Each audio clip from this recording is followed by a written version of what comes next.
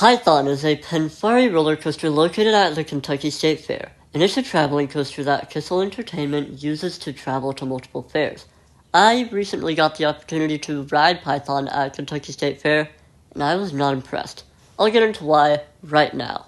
Starting off, the line for Python moves extremely slow. The ride had a horrible operating system. They had 2 trains and an unloading and loading station.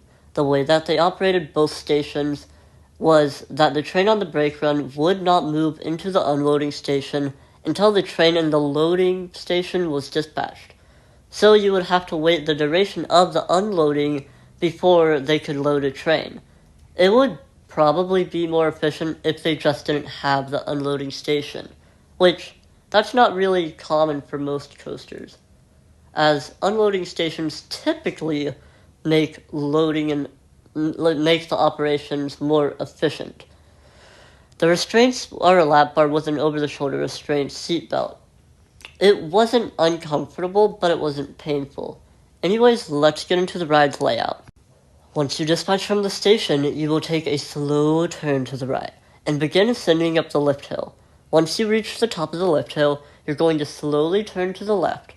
One thing to note, I only rode this in the back row and I only rode it once. They do assign seats before you ride. Anyways, back to the ride. Pass through a trim brake and begin rolling down the drop. The first drop was pretty fun, but the valley afterwards was brutal. It hurt, especially since you just got sent out of your seat by the drop and are now crashing back into the seat. It's like this for every valley during the ride, so brace yourself for that. Rise up and slowly turn to the right, and then there's a pair of trims before you go down your next drop. This is just as brutal, and I actually think that this drop was the most painful of the ride. Next, you're going to go into a downwards helix and then rise out of it into yet another pair of trims. The helix was okay, it was pretty boring though.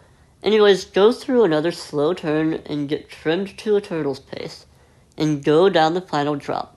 After the drop, it rises up into a hard trim, and it slams you forward. You'll have one final turn, and then you slam hard into the brake run.